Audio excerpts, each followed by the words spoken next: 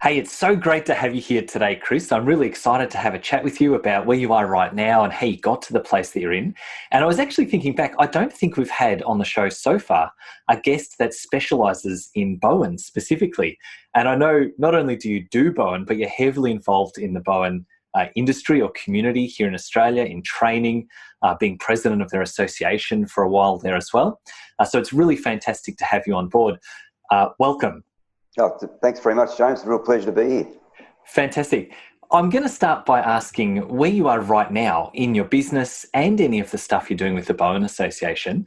What does life and business look like for you at the moment, Chris? Well, it's fairly busy, which is a good way to be, isn't it? Yeah, that's it.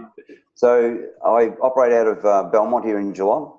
I operate a business at Geelong, Bowen and Remedial Therapies. So we're in a standalone practice that I rent the premises, but we have there's 1, 2, 3, 4. There's 5 rooms here. Wow, fantastic. Yeah, so it's great. So there's myself. We have another part-time or casual Bowen therapist here at the moment, and I employ 1 massage therapist, which is fairly new for me to have an employee, which is great. And we also have 2 part-time receptionists that are sort of cover the 9 to 5, Monday to Friday. Yeah, so that's, fantastic. That's us happening here at the clinic. Yeah, so we've had some other people through from time to time. I mean, one of the real the things about when we first set up the clinic was about having a space where people could come to sort of, to begin their practice or begin their journey, because sometimes it's really daunting, isn't it, that they actually can't perhaps work from home for some reason and need a room or something. So that's been a really interesting part of the whole process of sort of offering spaces for people to come. Yeah, and I imagine you'd be doing a fair bit of mentoring with them as well. You're that kind of guy. That's the impression that I get. Well, that is true. It's a really good it's a good opportunity for me as well. It's great to see people come in, brand new and with their eyes wide open, sort of thing. And it's great to see them. Well, it's always sad to see someone leave your business, from that point of view if they're a subcontractor. Of course. That's great. That's the way it is. Yeah, for sure. I'm also interested, you specifically brand yourself as Bowen, and it's something where we've got a number of clients that do Bowen, some of them with massage and some of them just stand alone doing Bowen as their main treatment.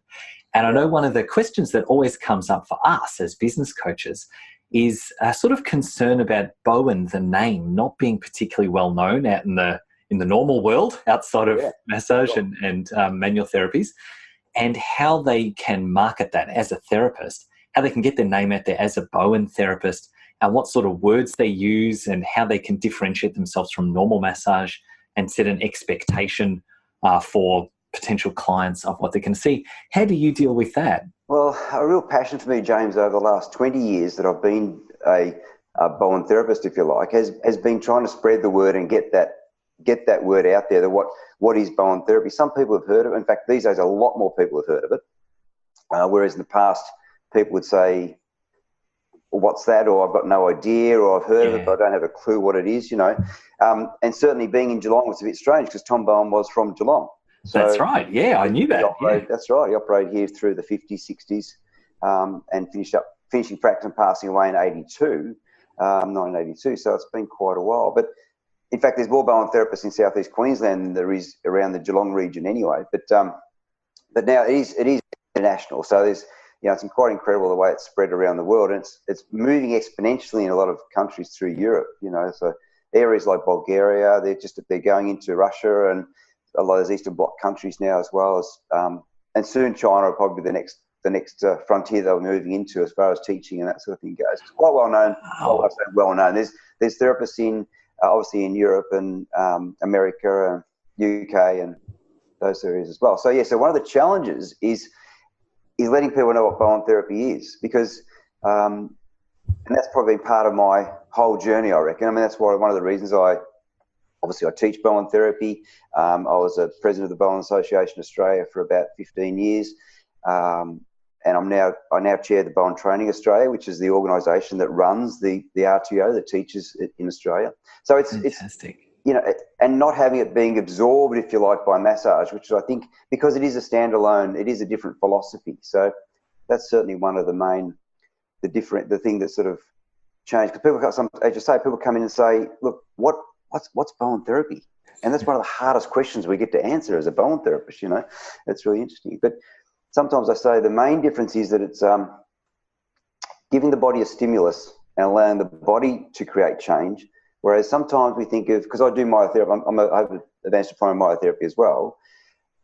You're doing myo or trigger point therapy or remedial massage techniques is more about sometimes more of a manual process where we create change within the body by the therapist, whereas Bowen is more about giving it a stimulus and allowing it to create the change itself. And sometimes we get a longer lasting result, perhaps, because the body's been more involved in creating that change. Wow, that's absolutely fascinating. So when you're talking about the training itself and you're involved in the training in Australia, are you personally actually teaching classes? Like that's your level of involvement? And yeah, so I teach in Melbourne, sometimes down Western District, run classes in Geelong from time to time, but also internationally. So last year I was in Singapore. I'm heading back over there in November to take an assessment class, which is really exciting. So so love teaching. It's one of the ways that we get to spread the word and have great Bowen being done out there, which is obviously just going to let more people experience it and find more about it. Yeah. Yeah, and how fantastic that you've got the opportunity to travel internationally with that, especially if it is, as you said before, it's like exploding through Europe and that sort of stuff. Yeah, for sure. Have you thought about lining yourself up with a special training, I don't know, doing something in Switzerland or France? Yeah. Well, there you go. So that's exactly right. So, I mean, I've written a postgrad workshop and I'm looking at doing a couple more later in this year, early next year, so that in 2019, going through and conducting some workshops throughout Europe and into the UK. So that's not a bad way to have a holiday as well. So That's fabulous. To get over I know, right? People and yeah, so I really look forward to doing that. Yeah, good on you, Chris. That sounds really exciting. It sounds like you're in a really great place in your business as well as in your broader training part of your life and that sort of stuff. What I want to ask is how you got to this place. It's something where you've been in the industry for a number of years. You mentioned you were even president for 15 years. What was the very first thing you studied and how did you get interested in Bowen and myotherapy and manual therapies in general? Tell us a bit about your early years. Yeah, okay. So I was a chef many years ago. So I trained as a chef and worked overseas and worked in restaurants around Geelong. But my wife was a nurse and we met quite young. So we were 15 and 16 when we met originally. And she went through nurse training. I was always really interested in her training and I don't know if you ever sit around, it's a bit like probably massage therapists, when you sit around having lunch, some of the conversations that nurses have are quite amazing over lunch, you know, but always really interested in that sort of thing. Yeah. So I had a bit of a midlife crisis, although I don't think it's a midlife crisis because it was happened really early. But at about 35, I come home one day and I said to Marita, I think I'm going to do nursing. And she said, no, you're not. I said, oh, okay, right. So she said, one nurse in the family is enough. But I really wanted to do something like that, you know. So I was very close to enrolling to become a paramedic. And once again, but the hours and still the shifts are often very rigid. And I'd been away a lot on weekends, public holidays, you know, you're never around when the kids are on holidays and all that sort of stuff as a chef. So we sort of weighed it up and said, what does a new business look like? What does the new employment look like? So, and we settled on massage. So, so I went off to the Melbourne College of Natural Medicine, as it was called back then. I think it's Endeavour College these days in Melbourne. Yeah, great. Enrolled in a Certificate 4 of Remedial Therapies. And I was doing that one day a week. So I had Sundays and Mondays off from the restaurant, so I'd head up to Melbourne on a Monday, sit in class for 8 hours or wherever it was. But it took a long time, James, I'll tell you. It was almost like 18 months to get this Certificate 4 done. Wow. And it just took forever because I was only there one day a week. So, and there was no online, there was no distance education offered or anything like that. So, but I actually loved the study. It was fascinating. I loved the anatomy and physiology, and it was great. And partway through that, I had an auntie she loved a party, my auntie, my dad's younger sister, but she was dying of cancer. So she decided that she'd invite anybody that would have come to her funeral to come to a party 6 months before she died. Wow. So we all arrived at this thing and had a great time, and she was there. It was fantastic. But I met a distant aunt there who said, oh, what are you doing? Mum tells me you're doing massage. I said, that's right. She said, have you thought about Bowen therapy? And I said, oh, look, I'm pretty happy doing what I'm doing. I didn't really know what Bowen therapy was. And she said, well, come up and see my daughter who's running a Bowen therapy clinic up in Hamilton. And I thought, oh, well, to sort of shut her up, I said, yes, I'll do that. But anyway, so I took Mum up, and I was actually just blown away. So I just followed this girl around for a couple of days. Wow. And she'd leave me in the room and say, just tell Chris your story. So she told the client who was on the bed, tell Chris your story. As she walked out of the room, I'm thinking, she had 3 rooms going. She had 25 clients booked in that first day I arrived. And we had little babies with colic. We had really elderly people that she did a tiny bit of work on. We had a guy with Parkinson's. Wow. He said, look, this is the only thing I've found that helps me with my symptoms. We had a really disabled guy. We had such a broad range of people with different conditions. And I'm thinking to myself, I don't know that I'd be able to, or what would I do with my massage training for these people? Do you know what I mean? So it just seemed like it just opened up this incredible scope. And I thought so I was hooked from those couple of days, come back to Geelong, and would you believe it, there was a course advertised in the paper, because in those days people advertised in papers, for Bowen therapy course in 2 weeks' time. So I signed up, and that was the first course that had ever been taught in Geelong since Tom Bowen had passed away. So, wow, there you go. So from there, as they say, the rest's history. So within a couple of years, I was I don't know how, but I was sort of on the committee of the Australian Association. And a couple of years later, I was given the opportunity to become a teacher, and it's just grown from there. So my original business was called Geelong Bowen Clinic, because I really didn't do massage. I just had that cert but I wanted to, because I was teaching a diploma of Bowen therapy, I wanted to be at least one step ahead of my students. So I went and re-enrolled, and over a couple of years did a advanced diploma of myotherapy, which gave me a lot more assessment skills for my practice, but also a lot more knowledge around anatomy and physiology, and be able to teach students and that sort of thing too. So that's sort of where I've got to today, if you like. So with a diploma of specialised Bowen therapy and the advanced diploma of myo. But probably about 95% of my clients come to me for Bowen therapy. Yeah, that's fantastic. And it's great that you've been able to build that reputation, especially over time in the one town. It's fantastic to be able to have that, being able to actually get out into the community the word of what Bowen is, and then that you do it. You're the place.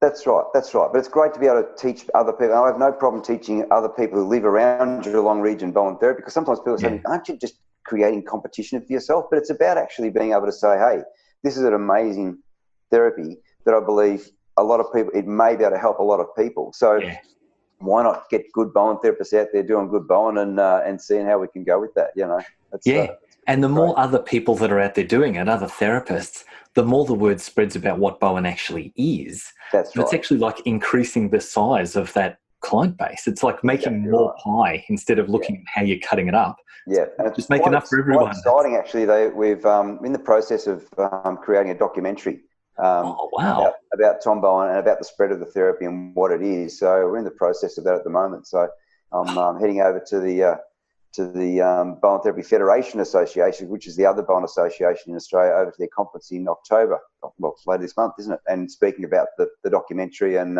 generally marketing in general for Bowen therapists, how they get the word out there, what it is. So that's going to be quite exciting. So it'll still be 2020 before the doco's completed, I think. They're still looking at launching it at an national conference in 2020. So that's really quite exciting, yeah.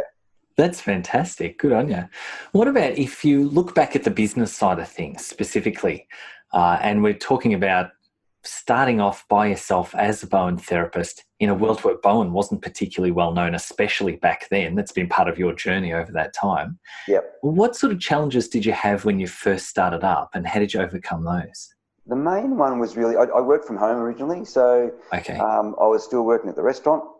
So it was a great setup from home. So we had 2 rooms, because you can often work from 2 rooms at the same time when you're doing Bowen, because a part of it is these significant little wait periods that we put in as we do the treatment. It had a small waiting room. So it was a great setup. But then, one day my wife said, we're going to sell this house and move. And I thought, well, that's interesting, because I need to find somewhere else to practice from. But anyway, this building that I'm in now used to be an old milk bar, and it was vacant at the time. So we set up shop here. So and I've probably been here, I think, probably coming up about 12 years now. Yeah, so, fantastic. Yeah, so it's great. But it was interesting starting out. I worked one day a week, and then I went part-time at the restaurant. So I finished up, I think at one stage I had 3 jobs.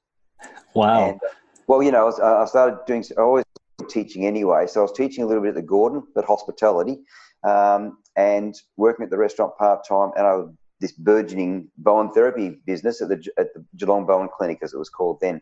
And just over time. But some of the, it's amazing when you look back and think, gee, how did I do that? Or what were some of the main things I did? I remember one of the but a great thing I did one time was I put some vouchers into a football club silent auction. Huh. And now a lady bought them and she handed them around to various people. And I reckon I've had, I don't know, I'd hate to think how many, or I'd love to think how many clients I reckon I've had over the years from that one source that just exponentially spread, because people would come, get a treatment or get a couple of treatments. And from then, most of it, as it is with many of us, isn't it, that it's word of mouth. So when people get a fantastic treatment, they then, use word of mouth and just let people know, because as you say, not many people automatically think, I'll go and find a Bowen therapist for this problem, because it's, but sometimes it's funny when you're doing something like Bowen as well, you're often at the end of the line. They'll come in and say, I've been to the chiropractor, the physio, the myo, I've had dry needling, I've had math, and nothing seems to be working. And you go, great, that's me. Yes, my favourite clients, yes. Result, yeah. But, I say to my students, it's Bowen therapy, it's not miracle therapy. We don't cure people or fix everything, but sometimes you get a remarkable result and it's just right for that person. Do you know what I mean? So, yeah, but certainly word of mouth is how it sort of worked over the years. I used to go and speak at Provers clubs as well, to sort of tell them the story of what Bowen therapy was and perhaps what it could do, That was a good one as well. And it's just getting out there. This was pre-Facebook days. So it was being able to be out there and be the face of your business and let people see a person, and hear a story. That's often, and I still believe story is the way to market. I know you're a marketing guru, and I love a lot of what you do and the advice you give people. But I still believe that story, which is why I think the documentary is a great idea, because it's about story. That's how we learn, that's how we listen, and that's how we retain things, I think, Yeah, absolutely. I don't know if I'd use the word guru for myself, but definitely I love stories, whether it's part of marketing or part of the way we just interact as humans. It's like our brains are hardwired to stories. We're just really, really used to receiving and connecting with information in that way. And a huge part of being good at marketing and getting yourself out there is knowing what stories to tell and who the hero of the story is and how to get that across to your potential clients or to your staff, to team, that kind of stuff. It builds a great sense of community. And it is a fantastic way of creating memorable messages, memorable connections with people. That's right. I love that. That's really fantastic. Yeah. And these days we've got such an opportunity. I mean, the fact that you can pick up your iPhone and broadcast immediately to the world and then have that replayed, and it doesn't cost you a cent except for obviously a bit of data or something like that. I mean, that's absolutely incredible that you can sort of do that. So I love video. I'm learning to love video more. It's often a little bit daunting, but I think video, Alicia does an amazing job on video and has done for some time. So I think that's a great way for people if they can get past that fear factor, if you like. Do you know what I mean? So I think it's a great thing. Yeah. It is. And I totally agree. Often the thing that holds us back on video is just that we're not used to it. But as technology becomes more and more normal for us, more and more people are using video just in normal communication, like we're recording this right now on video. People have video chats with their overseas relatives and all that kind of thing. And I think it's just going to become more and more normal for people to feel comfortable using video for their marketing as well. That's right. Right now, it's super powerful, and it's just going to get more and more standard as we go forward. Yeah, I love that. What would you say if you were to look at people who might be earlier on in their journey than you are, so they're just starting up, or maybe they've been at this game for a while, but they don't have a full-time business for themselves yet? What would you say are the biggest learnings that you've taken away from your journey that you would give to them as advice for what they could be looking at to do for themselves? I think it's always good to model a master. So if you've got somebody, someone who you feel does it well, look at what they do.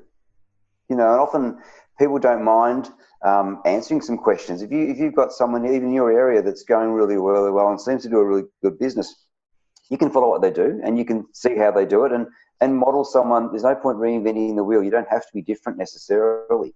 I think, being good at what you do and looking after your customer. I think there's always was there an old adage about, if you look after the customers, the rest will follow itself, sort of thing, effectively. So if it's a bit like really exceed expectations. Sometimes the really small value adds can make a big difference to it, especially if someone comes to you for the first time. They may be their massage therapist or Bowen therapist is on holidays and they need another treatment. Sometimes just going that extra mile and value adding, not necessarily discounting, but value adding can just really make a big difference, I think. Being the best you can be, really. Yeah, and having that focus on the clients, exactly as you're saying. It's like, what do they want and what's going to be the best outcome for them? What can I do for them right now that's going to have the biggest impact on their life? That's right. That focus always flows through everything else. And even when, I talk a lot about marketing, but even when some marketer comes along and wants to do marketing for a business, all we are really doing is engaging the client to move into that relationship. We want to make sure that you do have an opportunity to do the best by the client. And that's really what marketing is about. It's got to be built on that foundation of solid results and client care. That love and care and attention and nurturing of the clients and the results you get for them is the number one thing in any business. Absolutely. Exactly right. And also, I suppose the other thing would be to know your numbers as well. I think it's really important to know your numbers and,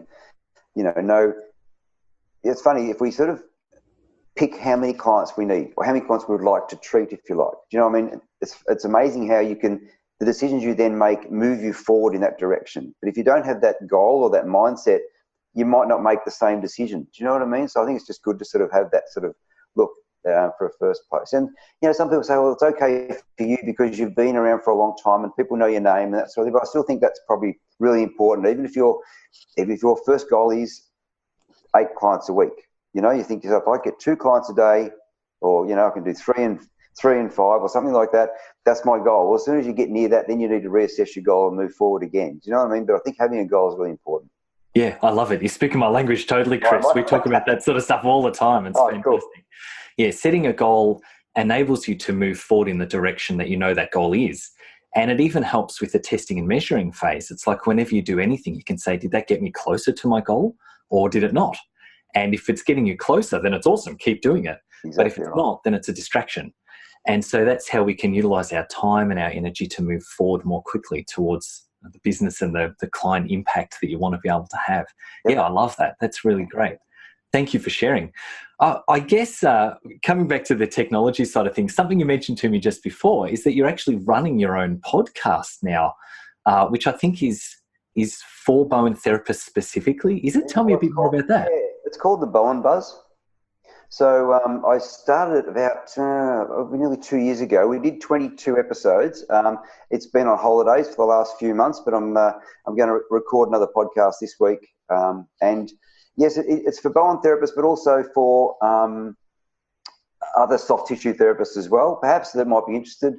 We talk to educators or we talk to interesting people that may be able to sort of help Bowen therapists in their practice or in their lives, really. So it's been quite an interesting journey. When I listened to my first one, I do sound a bit like a doofus, I think, but I'm getting better at it, But the technology, I love technology anyway, so I had a go at, I shouldn't tell you this, but with your expertise in internet, in websites and whatever, but I did actually build the WordPress website myself that hosts it. So it looks a bit clunky, awesome. but it was really, there's many late nights, but it was really enjoyable to do, but just to create that as well. So I've really enjoyed that. Yeah. So the Bowen Buzz, it's on iTunes and that sort of Fantastic. thing as well. So so I definitely encourage people to check it out. It is audio only. We don't do video. Oh, that's cool. The old school podcast. That's right. It's a true podcast. That's great. And even the attitude that you've got around that, I really love, because the truth is you don't have to be awesome at something to make it work. And the first time any of us do anything, we're not very good at it. That's the learning process. I love the adage that good is good enough. Do you know what I mean? Because a lot of people back is they say, oh, it's not perfect. Nothing's ever going to be perfect. If you're going for perfection, you're never going to get there. But I think, having a crack, I've sort of learnt that. Yeah. Have a go and people often forgive you perhaps if it's a little bit clunky. But if you're really putting some good information out there, then that's what it's all about. And if you wait until you're perfect, then you're not doing anything. You're not going to get the practice and the experience by reading or learning first. You've got to actually have experience to get better and better. You need to do your learning first, but then you need to practice and actually get out there and do it. And that's how you build skills. I do think that's something that holds people back. Even in video, we were talking about before, or any kind of marketing or other business activities, numbers even. The first time they do it, they feel a bit clunky, they feel a bit uncomfortable, and they think, oh, those other people that do this all the time must do it all the time because they feel comfortable with it. And actually, it's the reverse. They feel comfortable with it because they do it all the time. The first time we do it. And I think, as I say, you actually make your biggest bounds when you're outside of your comfort zone. Yeah. That's when you grow the most. Sort of when you're feeling good about it, you're not really growing probably because you're still doing the same old. And the other thing I would say too is that for people who are starting out to surround themselves with like-minded people or with support groups too. So I know you've got a great group with your massage group, and I actually run a Facebook group as well called, and it might even be similar, some of the similar, so it's Bowen Therapy Support Network. So great. And we've got about 1,200 members from around the world. So I'd say probably 95% of them are Bowen therapists, but so once again, people pop in there, say, what can help with this, or what should I do here, or so it's a really good support around that. So it really helps people feel they're not alone, because sometimes often we start off perhaps in our third bedroom, and it can be quite isolating. So support, having a support network around you can be really good. Yeah, I love that. And all of these things you're mentioning, we'll put links to in the show notes. Just if you're listening to this and you're thinking, there's so many great things here, some great resources, click through the show notes. We'll make sure we put a link to the podcast, the Facebook group, and also to your training that you do, Chris. Who do you do that through at the moment?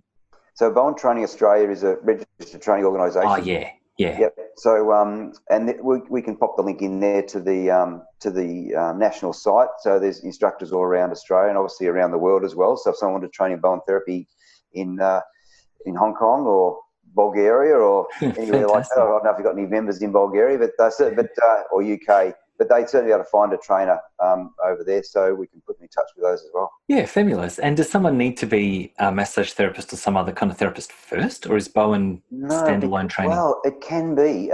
It's great when we get a massage therapist into the room. Generally, all we have to do is say, just lighten up a little bit for a start. That'd be really good. No, but because they're often really well trained and their anatomy's great and that sort of thing. And if they've got a recent qualification in massage, they would be either RPL or get a credit transfer for their qualifications if they're current, and then just perhaps do the hands-on component to sort of learn the technique and the philosophy around the technique. Do you know what I mean? Which is really good. But people can start with no training. Quite often we get people who have had Bowen therapy and it's made a remarkable difference in their lives, and they often come and train. And you go, because you might be a plumber or a carpenter do you know what I mean? Which is really interesting. We get a lot of nurses and that sort of thing looking for something other than what they've got. Do you know what I mean? But no, it can be a standalone certificate because we start right at the start. So you don't necessarily need to have a qualification to do the cert for you. Yeah, I love it. Sounds fantastic. Great. Yeah. We might finish up there for today, Chris. Absolutely amazing to have you on board. I really appreciate it. I know you've got a very busy schedule running your clinic, doing all the other stuff. I'm coming in a couple of minutes, but that's okay. I'm really glad we could fit. Exactly. It's been fantastic to speak with you today. Thank you so much. You're very welcome.